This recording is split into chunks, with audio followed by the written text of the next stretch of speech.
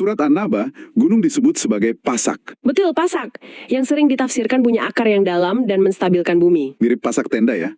Ini sering dihubungkan dengan teori isostasi geologi modern. Tapi, kritik dalam pelajaran kita mematahkannya dari dua sisi. Pertama, soal fungsi menstabilkan bumi. Itu disebut salah total. Dari sudut pandang geologi ya, gunung itu justru hasil dari ketidakstabilan tektonik. Hasil tabrakan lempeng bumi. Jadi gunung itu gejala, bukan obatnya. Persis.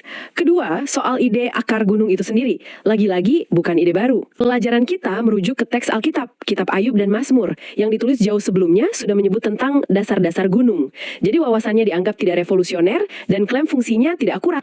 Ayat yang sering dijadikan sasaran kritik berbunyi meringkas. Bukankah kami telah menjadikan bumi sebagai hamparan dan gunung-gunung sebagai pasak? Ayat ini kemudian dipelintir menjadi klaim yang tidak pernah dikatakan oleh Al-Quran. Klaim diskusi. Diskusi tersebut menyatakan bahwa gunung tidak menstabilkan bumi. Gempa bumi tetap terjadi meskipun ada gunung. Karena itu ayat ini dianggap salah secara ilmiah. Klaim ini lahir dari salah baca teks dan salah paham bahasa. Saat ayat tidak pernah mengatakan mencegah gempa. Ini poin paling krusial. Kiwesa pernah berkata, gunung menghilangkan gempa. Gunung membuat bumi tidak pernah bergerak. Yang digunakan Al-Quran adalah kata pasak. Pasak berfungsi, menancap, menahan, menstabilkan struktur yang dipasaknya. Pasak bukan berarti benda yang membuat sesuatu tidak pernah bergerak sama sekali. Makna autad dalam bahasa Arab. Kata autad dalam bahasa Arab digunakan untuk pasak tenda.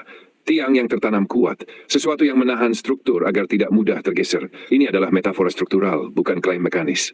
Kesesuaian dengan geologi modern. Dalam geologi modern diketahui bahwa gunung memiliki akar yang dalam. Akar gunung menembus litosfer. Sebagian massa gunung berada di bawah permukaan. Fenomena ini dikenal sebagai isostasi. Isostasi menjelaskan bahwa kerak bumi berada dalam keseimbangan.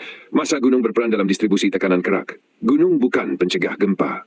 Gunung adalah bagian dari sistem keseimbangan kerak bumi. Kesalahan besar dalam kritik mengubah makna pasak menjadi mencegah semua gempa, lalu menyerangnya. Ini adalah straw man fallacy, menyerang klaim yang tidak pernah dibuat.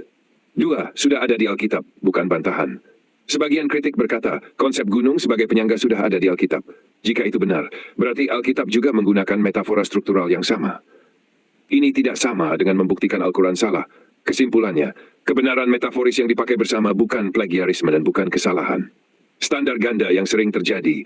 Ketika Al-Quran memakai metafora, ia dituntut literal ilmiah. Ketika kitab lain memakai metafora, ia disebut simbolis dan puitis. Ini bukan pendekatan ilmiah, ini standar ganda.